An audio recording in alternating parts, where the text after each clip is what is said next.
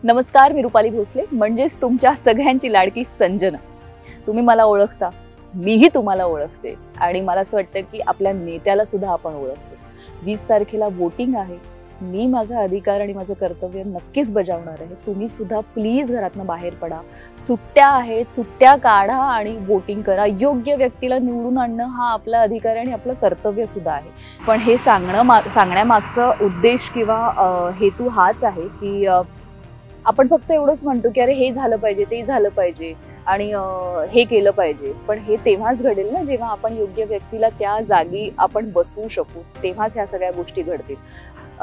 बाळासाहेबांचे जे विचार होते आणि आहेत आजही, तेच विचार मला एकनाथ साहेबांमध्ये दिसतात। तेच विचार धरून आणि त्याच विचारांवरती चालून मला असं वाटतं त्यांनी बरीच कामं केलेली आहेत आणि अजूनही सातत्याने करू पाहतायत। सेवानिवृत्त झालेल्या लोकांसाठीचं काम असू देत, म्हणजे त्यांच्या पेन्शन्सच्या गोष्टी असू देत, किंवा मग महिलांसाठीचं आरक्षण असू देत, किंवा महिलांसाठी 50% सवलत असू देत, किंवा मग मराठा आरक्षणाची गोष्ट असू देत। मग ह्या सगळ्या गोष्टी जेव्हा आपल्याला दिसतात ना होत असताना, तेव्हा नक्कीच आपला देश किंवा आपली जी सिटी आहे किंवा आपलं जे शहर आहे ते एका प्रगतीच्या वाटचालीकडे चाललंय असं आपल्याला नक्कीच वाटतं। पण त्यासाठी आपल्याला सगळ्यांना मिळून एकत्र येऊन सपोर्ट करणं गरजेचं आहे। म्हणजे मला असं वाटतं की धर्मवीर दिघे साहेब आणि बाळासाहेब ठाकरे ह्यांच्या विचारांनी घडलेले आपले एकनाथ साहेब आणि त्यांच्या विचारातनं घडलेलं हे हिंदुत्व, मला असं वाटतं हे पुढे तसंच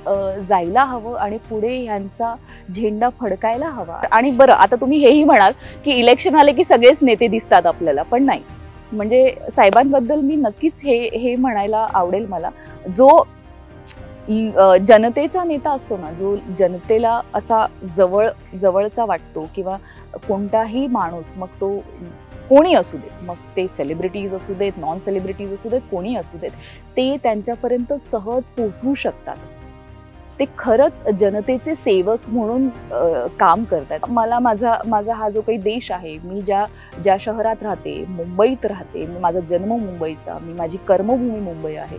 मला या माझ्या घराला अजून सुंदर झालेलं बघायला नक्कीच आवडेल।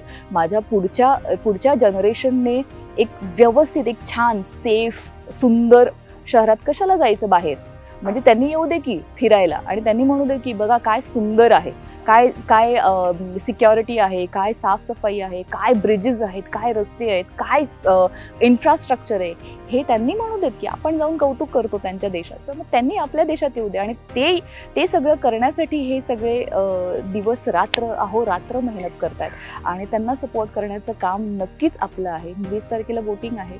मी माझं कर्तव्य आणि अधिकार दोन्ही जाऊन बजावणार आहे, कारण माझं एक मत मला माहिती आहे खूप गोष्टी बदलू शकतं। तसं मी तुम्हाला सगळ्यांना रिक्वेस्ट करते, प्लीज 20 तारखेला वोटिंग करा आणि आपल्या माणसाला आपल्या जागी पुन्हा विराजमान करा, म्हणजे त्याची ती जागा हलली नाही पाहिजे, हीच माझी सगळ्यांना विनंती आहे। Thank you so much. जय महाराष्ट्र।